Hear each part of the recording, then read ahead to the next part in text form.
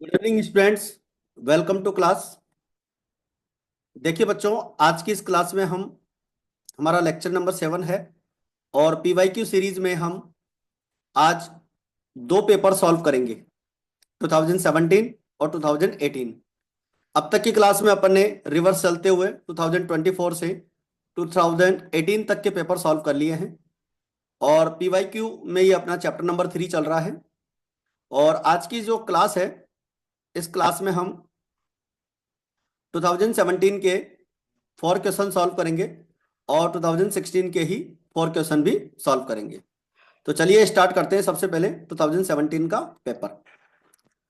ये बच्चों 2017 का पेपर है, अपना चैप्टर चल रहा है रिटायरमेंट ऑफ पार्टनर।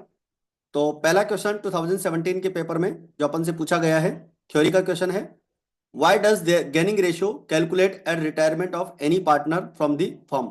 देखिए, गेनिंग रेशियो के बारे में अपने को पता होता है क्या होता है, ठीक है, लेकिन इसको कैलकुलेट क्यों करते हैं ये बात अपन से एग्जाम में पूछी गई है, इसका रीजन पूछा गया है, ठीक है। तो गेनिंग रेशियो क्यों कैलकुलेट करते हैं अपने को पता है।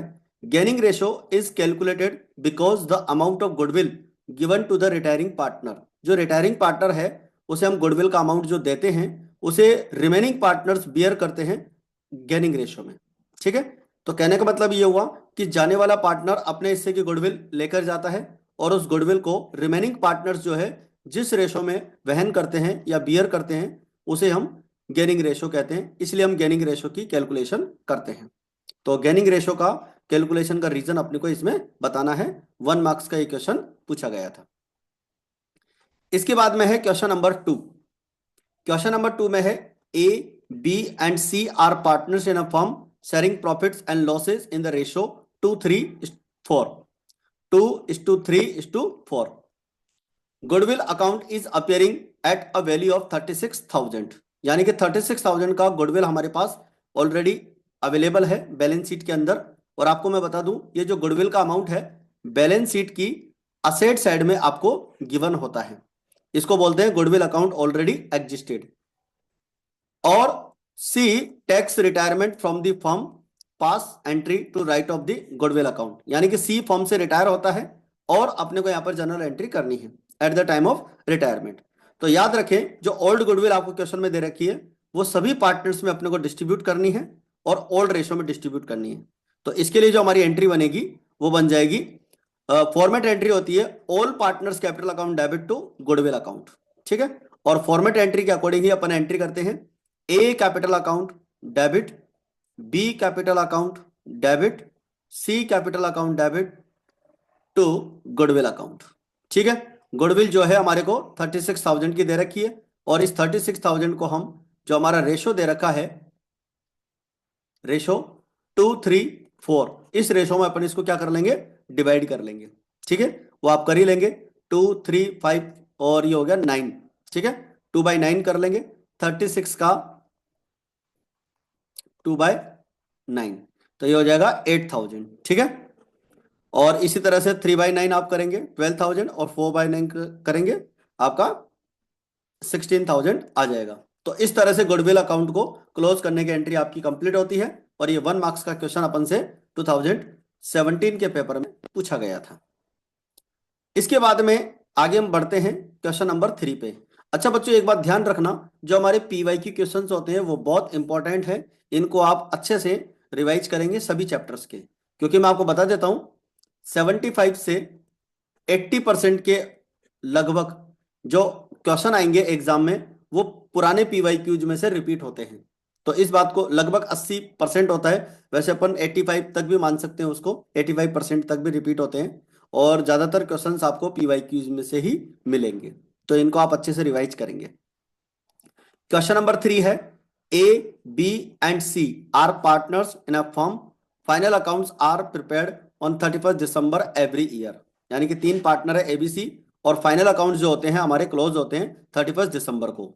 सी डाइड ऑन 30 जून, यानी कि सी की जो डेथ यहाँ पर 30 जून को हो जाती है।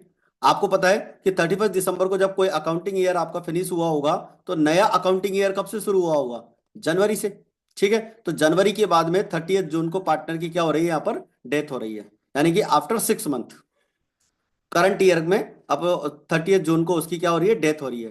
Disease partner share of profit is calculated on the basis of, यानी कि जो डिसीज पार्टनर है उसका जो प्रॉफिट का हिस्सा है वो हम निकालेंगे on the basis of last year's profit, यानी कि लास्ट ईयर के प्रॉफिट के अकॉर्डिंग उसका हिस्सा निकालना है डेथ पार्टनर का, यानी डिसीज पार्टनर का। लास्ट ईयर्स प्रॉफिट अपने को 36,000 क्वेश्चन में दे रखा है। Calculate C's share of profit till the date of death and record necessary journal entry for this, यानी कि अपने को इसके लिए जर्नल एंट्री भी करनी है। तो मैं आपको एक बात याद दिलाना चाहूंगा बच्चों, और आप इसको वेरी इंपॉर्टेंट टिक कर लेना इस टॉपिक को। करंट पीरियड में जब भी रिटायरिंग पार्टनर को प्रॉफिट का हिस्सा देना होता है तो ये कैलकुलेशन लगभग हर पेपर में, या एक साल का पेपर छोड़कर एक साल के पेपर में कंटिन्यूअसली ये पूछी जाती है। तो करंट ईयर के प्रॉफिट में रिटायरिंग पार्टनर या डिसीज पार्टनर का हिस्सा जो निकालने वाला कॉन्सेप्ट है वो अपने को अच्छे से क्लियर करना है। तो current calculation of C's share of profit up to the date of death, अगर अपन बात करें 1 जनवरी से 30 जून तक का, तो 1 जनवरी से 30 जून तक कितने मंथ होते हैं? 6 मंथ। और प्रीवियस ईयर का प्रॉफिट कितना दे रखा है? 36,000। तो क्या करेंगे, 36,000 का जो प्रॉफिट है वो पूरे ईयर का प्रॉफिट है, और इसका अपन 6/12 करेंगे, यानी 6 मंथ का प्रॉफिट निकालेंगे। ठीक है। और पार्टनर जो आपको दे रखे थे वो 3 पार्टनर दे रखे थे एबीसी। ठीक है। और एबीसी का रेशो क्वेश्चन में नहीं गिवन नहीं है, तो अपन क्या अज्यूम करेंगे? 1:1 अज्यूम कर लेंगे। तो 1:1 में अपन इसको क्या करेंगे? डिस्ट्रीब्यूट कर लेंगे। तो गुडविल को ये जो इसका प्रॉफिट का हिस्सा आएगा 1:1 का मतलब ये हो गया कि यहां पर जो सी पार्टनर है तो सी का शेयर हो जाएगा 1/3। तो 1/3 के अकॉर्डिंग इसका हिस्सा निकलेगा 6,000। तो सी का जो करंट ईयर का प्रॉफिट है ये 6 मंथ का, वो आ जाता है हमारा 6,000। और इसकी जो जर्नल एंट्री बनेगी वो आपको पता ही है, profit and loss suspense account debit to capital account. तो 6,000 से हम यहां पर एंट्री कंप्लीट कर लेते हैं। इसके बाद में है question number 4। Give necessary journal entries in the books of firm on the death of partner C from the following information. ठीक है, ये क्वेश्चन नंबर 4 है हमारा 2017 पेपर का, और ये 4 मार्क्स का पूछा गया है, और जर्नल एंट्री अपन से इसके अंदर पूछी गई है। ठीक है। और क्वेश्चन के अंदर अपने को 5 पॉइंट्स दे रखे हैं। सबसे पहले पॉइंट में बोल रखा है कि एबीसी पार्टनर है और उनका प्रॉफिट शेयरिंग रेशो 3:1 है। रिवेल्यूएशन अकाउंट डिस्क्लोज्ड 15,000 डेबिट, यानी कि रिवेल्यूएशन अकाउंट का डेबिट बैलेंस है, और डेबिट बैलेंस आप जानते हैं क्या होता है? आपका लॉस होता है। ठीक है। तो रिवेल्यूएशन अकाउंट का डेबिट ये बैलेंस है, लॉस है, इसे हम 3:1 में क्या करेंगे? डिस्ट्रीब्यूट करेंगे। Goodwill account already existed in the books 12,000, यानी कि 12,000 रुपए का गुडविल अकाउंट अपने पास ऑलरेडी बुक्स के अंदर दे रखा है। तो क्या करना है अपने को? इसको भी क्लोज करना है। तो गुडविल अकाउंट को अपन क्लोज करेंगे। जनरल रिजर्व का वैल्यू अपने को 24,000 दे रखा है, तो 24,000 का जनरल रिजर्व भी हम सभी पार्टनर्स में डिस्ट्रीब्यूट कर देंगे। और इसके बाद में 6,000 of the profit and loss was in asset side of the last year balance sheet. Last year की बैलेंस शीट में 6,000 का जो बैलेंस है वो असेट साइड में अपने को दे रखा है प्रॉफिट एंड लॉस अकाउंट का। और आपको पता है असेट साइड में जो बैलेंस दिया हुआ होता है वो डेबिट बैलेंस होता है, और डेबिट बैलेंस को हम क्या बोलते हैं? लॉस बोलते हैं। ठीक है। तो ये सभी एडजस्टमेंट अपन जनरल एंट्री के अकॉर्डिंग करते हैं, और इससे अपन जनरल एंट्री कंप्लीट करते हैं। तो देखिए, सबसे पहली एंट्री हमारी रिवेल्यूएशन अकाउंट के डेबिट बैलेंस को बांटने की हो जाती है, क्योंकि डेबिट बैलेंस हमारा लॉस होता है। तो loss on revaluation transfer to partners capital account in old ratio. अच्छा, याद रखना 3 पार्टनर दे रखे थे एबीसी। ठीक है। अब किसी एक पार्टनर की यहां पर डेथ हो रही है, तो आपको जितना भी एडजस्टमेंट करना है वो सभी पार्टनर्स में करना है, यानी कि रिवेल्यूएशन का प्रॉफिट लॉस हो, या पुराना कोई भी प्रॉफिट लॉस हो, या पुराना कोई भी रिजर्व हो, वो अपने को सभी पार्टनर्स में डिस्ट्रीब्यूट करना है। तो एबीसी तीनों पार्टनर्स में डिस्ट्रीब्यूट करेंगे। 15,000 का हमारा रिवेल्यूएशन का लॉस है, और 3:1 में डिवाइड करेंगे। 7,500, 5,000 और 2,500। इसके बाद में गुडविल आपकी ऑलरेडी बुक्स में एग्जिस्ट है, तो गुडविल आप जब इसको डिस्ट्रीब्यूट करते हैं तो गुडविल अकाउंट को हम क्रेडिट करेंगे। क्यों? क्योंकि बैलेंस शीट की असेट साइड में ये ऑलरेडी दे रखी थी, और बैलेंस शीट की असेट साइड में होने से ये डेबिट बैलेंस में थी। तो डेबिट बैलेंस को जब डिस्ट्रीब्यूट करते हैं तो क्रेडिट करते हैं, और पार्टनर्स कैपिटल अकाउंट हमारे यहाँ पर डेबिट हो जाएंगे, क्योंकि एक असेट्स फिनिश हो रही है तो कैपिटल भी फिनिश होती है, यानी कैपिटल भी पार्टनर्स की कम हो रही है। तो हम क्या करेंगे, इस 12,000 को भी ओल्ड पार्टनर्स में डिस्ट्रीब्यूट कर लेंगे, 6,000, 4,000 और 2,000। इसके बाद में हमारा जनरल रिजर्व हमें क्वेश्चन में दे रखा है, तो जनरल रिजर्व को भी हम डिस्ट्रीब्यूट कर लेंगे। General reserve account debit to A capital account, to B capital account, to C capital account. 24,000 का जनरल रिजर्व आपको दे रखा है, और इसे भी हम 3 to 1 में डिवाइड करेंगे, 12,000, 8,000, 4,000। ठीक है। और इसके बाद में प्रॉफिट एंड लॉस अकाउंट का डेबिट बैलेंस क्वेश्चन में था असेट साइड में, उसको भी हम डिस्ट्रीब्यूट कर लेंगे 3 to 1। 6,000 का अमाउंट था, और 3 to 1 में यह भी डिवाइड हो जाएगा। तो इस तरह से 4 एंट्री आपसे बोर्ड के एग्जाम में पूछी हुई है। तो आप देख सकते हैं कि एग्जाम में कितने आसान क्वेश्चन भी हमारे से पूछे जाते हैं। तो बताइए, चारों क्वेश्चन आप सभी को क्लियर है क्या? एक बार फटाफट कमेंट करके बता दीजिए। अगर ये चारों क्वेश्चन क्लियर हैं तो फिर अपन नेक्स्ट पेपर सॉल्व कर लें। बताइए फटाफट।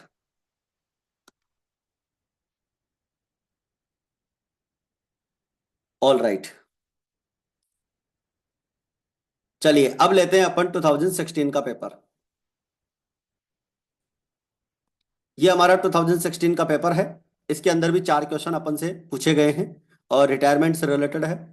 देखिए क्वेश्चन है, Hari, Ravi and Kavi are partners sharing profits and losses in the ratio 1:3। ये इनका ओल्ड प्रॉफिट शेयरिंग रेशियो है। The goodwill appears on 60,000 in the books of the firm. ठीक है, बुक्स के अंदर गुडविल अपने को 60,000 की दे रखी है। Ravi retires from the firm, how will an adjustment entry of goodwill will be made at the time of retirement. यानी गुडविल की अपने को एडजस्टमेंट एंट्री करनी है। ठीक है, देखिए सबसे पहले अपन बात करते हैं यहां पर गुडविल के एडजस्टमेंट की entry. Goodwill account appears in the books, यानी कि गुडविल अकाउंट हमारे पास पहले से ऑलरेडी अपीयर्ड है, यानी गुडविल का वैल्यूएशन नहीं किया अपन ने, ये हमारी ओल्ड गुडविल है। ध्यान रखना, ये हमारी ओल्ड गुडविल है, और ओल्ड गुडविल को जब अपन डिस्ट्रीब्यूट करते हैं तो all partners capital account debit to goodwill account हमारी एंट्री बनती है। तो ये 1 मार्क्स का क्वेश्चन अपन से 2016 के पेपर में पूछा गया था। आई थिंक ये क्वेश्चन आपका अच्छे से क्लियर हो गया होगा। इसमें अगर आपको कोई डाउट लगता है तो आप पूछ सकते हैं। इसके बाद में बच्चों हमारा क्वेश्चन नंबर 2। देखिए, what problems do arise on retirement और डेथ ऑफ अ पार्टनर। यानी किसी पार्टनर की डेथ होने पर कौन कौन सी जो है यहां पर प्रॉब्लम्स अराइज होती है। कोई 2 प्रॉब्लम्स अपने को यहां पर बतानी है। ठीक है, तो देखिए, following problems are arises on retirement of death of a partner, ये हमारे आंसर की हेडिंग हो जाएगी। Calculating the new profit sharing ratio, यानी कि पार्टनर्स का प्रॉफिट शेयरिंग रेशियो कैलकुलेट करना, ये एक प्रॉब्लम होती है। और valuing and adjusting the goodwill, यानी गुडविल का वैल्यूएशन करना और उसका एडजस्टमेंट करना, ये हमारी यहाँ पर 2 प्रॉब्लम्स यहाँ पर अराइज होती है। वैसे बहुत सारी प्रॉब्लम्स होती है रिटायरमेंट होने पर। आपको न्यू रेशियो कैलकुलेट करना होता ही है, आपको गेनिंग रेशियो निकालना होता है, गुडविल का वैल्यूएशन, गुडविल का एडजस्टमेंट, असेट्स एंड लाइबिलिटीज का रिवैल्यूएशन आपको करना होता है, एडजस्टमेंट ऑफ कैपिटल करना होता है। ठीक है, रिटायरिंग पार्टनर को पेमेंट करना होता है, पेमेंट के मेथड्स अपने को बताने होते हैं। ठीक है, तो ये बात अपने को ध्यान रखनी है। अच्छा, एक क्वेश्चन जो है मैं आपको यहाँ पर करवा रहा हूं, और इस क्वेश्चन को आप वेरी इंपॉर्टेंट टिक कर लेना। ठीक है, इस क्वेश्चन को वेरी इंपॉर्टेंट टिक कर लेंगे। When final payments of a retiring partner is not settled at the time of retirement। ठीक है, यानी कि जब हम पार्टनर्स को फाइनल पेमेंट नहीं करते हैं, right of partner under section 37 of the Indian partnership act 1932। इस क्वेश्चन का मतलब ये है बच्चों कि कोई पार्टनर फर्म से रिटायरमेंट ले चुका है, या उसने लीव ली है, और उसका हमने फाइनल पेमेंट नहीं किया, और पार्टनरशिप फर्म कंटिन्यू रहती है, और आफ्टर सम टाइम्स पार्टनरशिप चलती रहती है, और बाद में जब आफ्टर कुछ मतलब कुछ समय के बाद में अपन उसका पेमेंट करेंगे तो कितना पेमेंट उसको मिलेगा, ये बात अपने को बतानी है पार्टनरशिप एक्ट 1932 के सेक्शन 37 में। तो मैं आपको एक बात बता देता हूं कि जब भी कोई पार्टनर रिटायर हो जाता है और उसका पेमेंट नहीं करते हैं, और कुछ पैसा अगर हमारा बचा हुआ है जो उस रिटायरिंग पार्टनर को करना है, तो उसको 2 राइट होते हैं, ये आप ध्यान रखें। When the final payment is not settled on the retirement of a partner, then according to the section 37 of the Indian Partnership Act 1932, he has the following right. उसको दो राइट होते हैं. Right to receive 6% per annum interest on the final settlement amount, यानी कि जो उसका final amount जो उसको पे करना है, उस फाइनल अमाउंट से के ऊपर उसको 6% का इंटरेस्ट पे करने का राइट होता है. और right to receive share in capital proportion in the profit from the date of retirement till the date of closing of the accounting period, यानी कि रिटायरमेंट की डेट तक उसकी कैपिटल के प्रोपोर्शन में जितने का प्रॉफिट हुआ है, उस प्रॉफिट में उसको हिस्सा लेने का राइट होता है. और जो भी दोनों राइट्स में से उसका बेनिफिशियल होता है, वो राइट उसको वहां पर मिलता है. अब इस बात को मैं आपको प्रैक्टिकली समझाता हूं, ध्यान से सुनिएगा. मान लीजिए 30 सितंबर 2003 को कोई पार्टनर है ए, फर्म से रिटायर होता है और उसका जो अमाउंट है वो 60,000 है. ठीक है, 60,000 का उसका अमाउंट है, उसको हमने पेमेंट नहीं किया और 30 सितंबर को वो क्या हो गया, फर्म से रिटायर हो गया. अब हम क्या करते हैं, 31 मार्च 2024 को, यानी कि आफ्टर 6 मंथ हम उसको पेमेंट करना चाहते हैं. तो पेमेंट उसको क्या मिलेगा? ठीक है, तो को पहला ऑप्शन तो ये है कि उसको 6% इंटरेस्ट मिल जाए. जैसे मान लो 6% इंटरेस्ट अगर अपन निकालें, आप भी कैलकुलेट करके बताओ एक बार कितना आएगा.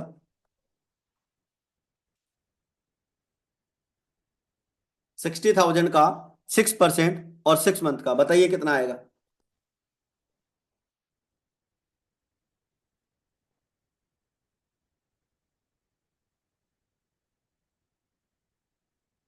बताइए बच्चों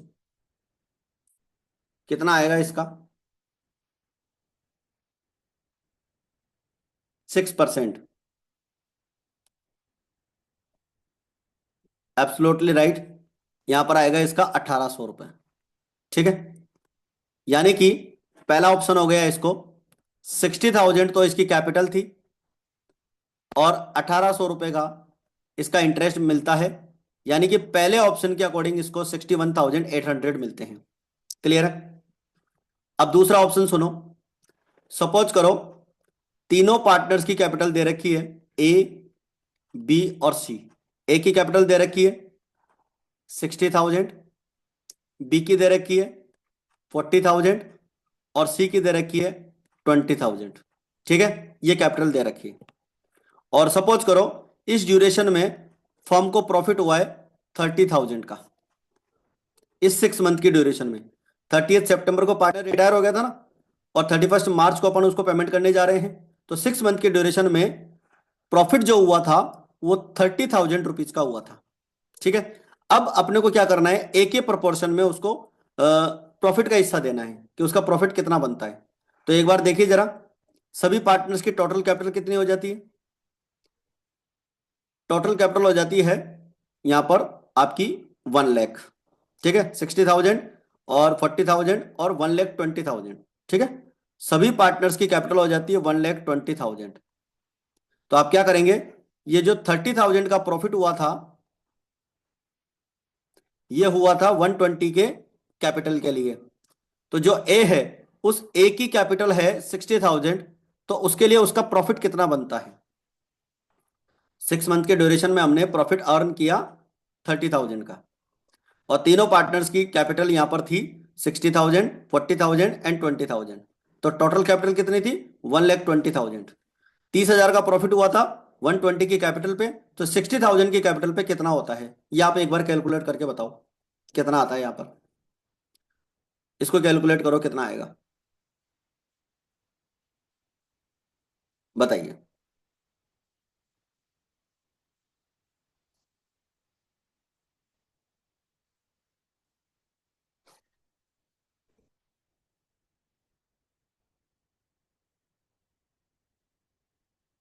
एब्सोल्युटली राइट, यानी कि आपका यहां पर अमाउंट आएगा 15,000. ठीक है, 15,000. अब सेकंड ऑप्शन में कितना मिलता है उसको, सेकंड ऑप्शन उसका 60,000 का तो उसके कैपिटल का अमाउंट है, और 15,000 रुपये उसको जो इस प्रॉफिट का हिस्सा मिल रहा है, तो सेकंड ऑप्शन में उसको मिलेगा 75,000. ठीक है, सेकंड ऑप्शन कितना कह रहा है 75,000.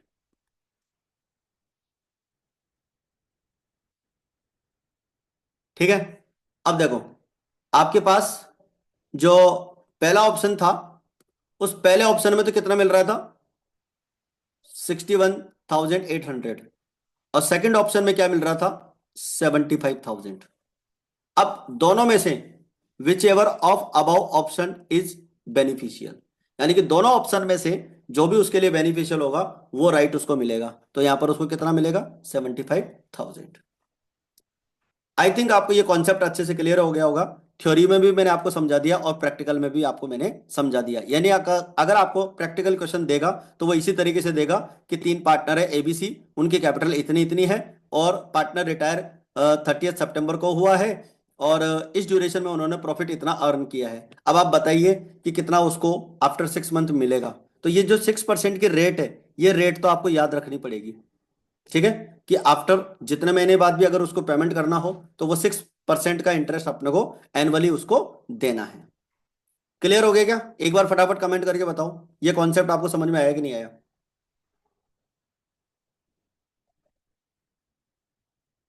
जल्दी से बताइए फटाफट। क्लियर हो गया अच्छे से? ठीक है, तो इसको आप अच्छे से नोट डाउन कर लेना अपनी कॉपी के अंदर। और ये बहुत ही इंपॉर्टेंट टॉपिक है, हो सकता है एग्जाम में आपसे पूछा जाए। चलिए इसके बाद में लेते हैं क्वेश्चन नंबर 4। इस पेपर का हमारा आखिरी क्वेश्चन है। How is a partner share determined on the retirement और डेथ ऑफ पार्टनर। यानी कोई भी पार्टनर जब रिटायर होता है या उसकी डेथ होती है तो उसका हिस्सा अपन किस तरह से कैलकुलेट करते हैं, कैसे निकालते हैं उसका हिस्सा। एक्सप्लेन। 4 मार्क्स का ही क्वेश्चन पूछा गया था, थ्योरी का क्वेश्चन है। तो देखिए, on retirement of a partner, a partner share in the firms is determined as follows. यानी पार्टनर का जो शेयर है वो अपन इस तरह से कैलकुलेट करते हैं। Balance of capital account and current account of the retiring partner. यानी कि जो रिटायरिंग पार्टनर है उसका एक तो उसको कैपिटल अकाउंट का बैलेंस और एक करंट अकाउंट का बैलेंस उसको देते हैं। Interest on capital, salary, bonus, commission, withdrawal, withdrawal यानी drawings, interest on withdrawal, withdrawal यानी कि ड्रॉइंग्स, यानी कि ड्रॉइंग्स पे इंटरेस्ट, और share in the profits of the current year's profit. Current year के प्रॉफिट में उसका जो हिस्सा बनता है वो उसको देंगे, from the date of commencement of the accounting year to the date of retirement. यानी कि अकाउंटिंग ईयर स्टार्ट होने से लेकर और जिस डेट पर वो रिटायरमेंट ले रहा है वहां तक का अपन उसको क्या देंगे? प्रॉफिट का हिस्सा देंगे करंट ईयर का। Share in profit and loss due to the revaluation of assets and liabilities of the firm. यानी कि असेट्स और लाइबिलिटीज का जब अपन रिवेल्युएशन करते हैं तो रिवेल्युएशन से जो भी प्रॉफिट या लॉस होता है वो भी उस पार्टनर को हम देते हैं। Share in accumulated profits, accumulated profits होते हैं, अनडिस्ट्रीब्यूटेड प्रॉफिट्स एंड लॉसेज होते हैं जो पुरानी बैलेंस शीट के अंदर आपको दिए हुए हैं, असेट साइड में या लाइबिलिटी साइड में। पुराने कोई जनरल रिजर्व हो सकते हैं, पुराने कोई प्रॉफिट का हिस्सा हो सकता है, तो वो चीज अपने को पार्टनर्स को देनी होती है, तो वो भी अपन यहाँ पर कैलकुलेट करते हैं।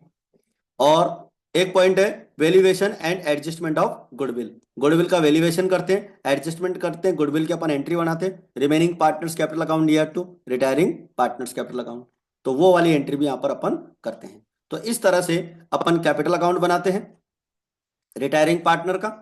ठीक है, जैसे मान लीजिए ए पार्टनर रिटायर होता है तो ये जितने पॉइंट मैंने बोले, कैपिटल अकाउंट का बैलेंस अगर क्रेडिट बैलेंस है तो क्रेडिट साइड में आ जाएगा, करंट अकाउंट का बैलेंस अगर क्रेडिट है तो वो भी क्रेडिट में आ जाएगा।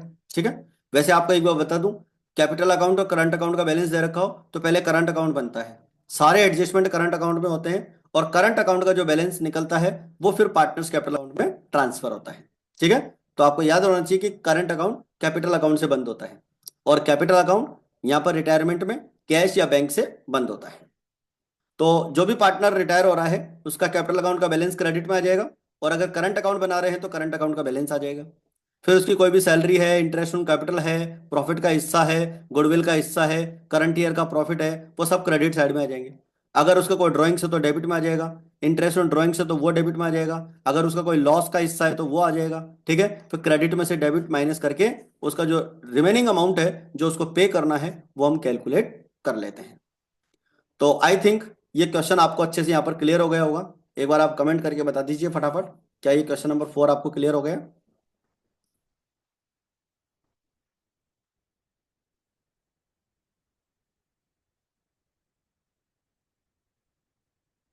ठीक है, चलिए अब इस क्वेश्चन में इस क्लास में अपन इतना ही टॉपिक रखते हैं, और बाकी का जो है अपन नेक्स्ट क्लास के अंदर लेंगे। और अब अपन एक एक क्लास के अंदर दो दो पेपर्स लेते हुए फटाफट इनको सॉल्व करेंगे, और फिर जल्दी से जल्दी हम एक काम करेंगे अपन, फेब्रवरी तक कंप्लीट PYQs कंप्लीट कर लेंगे, और हमारे जितने भी इंपॉर्टेंट चैप्टर्स हैं वो भी अपन रिवाइज कर लेंगे। आगे आने वाले दिनों में बच्चों आपको अपने इस यूट्यूब चैनल पे दो दो तीन तीन क्लासें मिलेंगी, ठीक है ना। अभी आपको एक एक ही क्लास मिल रही है, लेकिन अब आगे आने वाले टाइम पर आपको दो दो तीन तीन क्लासें इसमें मिलने वाली है। तो PYQs का आप अच्छे से रिवाइज करते रहें, ठीक है। तो मिलते हैं फिर अपन नेक्स्ट क्लास में।